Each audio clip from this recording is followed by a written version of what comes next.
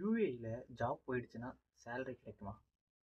இது ரொம்ப இம்பார்ட்டண்டான ஸ்கீமு. இந்த வீடியோ ஃபுல்லாக பாருங்கள். இந்த ஸ்கீமோட பேர் involuntary loss of employment scheme, ஐஎல்ஓஇன்னு சொல்லுவாங்க.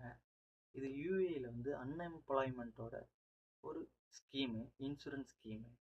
ஜாப் லூஸ் பண்ணாலும், அப்படி கம்பெனி க்ளோஸ் ஆனாலும், இல்லை ஸ்டாஃப் ரிடக்ஷன் பண்ணாலும், இது வந்து மந்த்லியாக மணி சப்போர்ட் பண்ணுறதுக்கு ஆனால் ஒரு ஸ்கீமு. ஆனால் இதுக்கு ரொம்ப முக்கியமான விஷயம், நீங்கள் ரிசைன் பண்ணால் கிளைம் பண்ண முடியாது. ஏதோ ஒரு பெரிய தப்பு பண்ணிவிட்டு உங்களுக்கு கம்பெனி டெர்மினேட் பண்ணாலும் கிளைம் பண்ண முடியாது. மினிமம் 12 மந்த்ஸ் நீங்கள் வந்து இன்சூரன்ஸ் பே பண்ணியிருக்கணும். இது எம்ப்ளாயி தான் மந்த்லி ஸ்மால் அமௌண்ட்டாக பே பண்ணணும். அவங்களோட சேல்ரி டிபெண்ட் பண்ணி தான் இருக்கும். ஒரு 5லேருந்து 10 கிராம்ஸ்குள்ளேயே மந்த்லி பே பண்ணலாம். தென் வந்து இது எம்ப்ளாயர் பண்ண அவசியம் இல்லை, அவங்களுக்கு இது இம்பார்ட்டன்ட் கிடையாது, அதனால் அவங்க பண்ண மாட்டாங்க. இது மினிஸ்ட்ரி ஆஃப் ஹியூமன் ரிசோர்ஸ் வந்து அஃபிஷியலாக கண்ட்ரோல் பண்ணுற ஒரு இம்பார்ட்டண்டான ஸ்கீம். நீங்கள் யூஏஇல ஒர்க் பண்ணுறீங்கன்னா ஐஎல்ஓஇயில் ரெஜிஸ்டர் பண்ணுங்கள். ஜாப் சேஃப்டிக்கு வந்து ரொம்ப முக்கியமான விஷயமா இருக்கும்.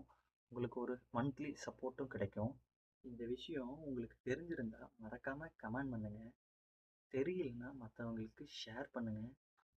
இது எப்படி ரிஜிஸ்டர் பண்ணுறதுன்னு ஒரு ப்ராசஸ் வந்து கமெண்டில் பின் பண்ணுறேன். மறக்காமல் நம்ம பேஜை ஃபாலோ பண்ணிக்கோங்க யூஏஇக்கான யூஸ்ஃபுல்லான வீடியோஸ்க்கு.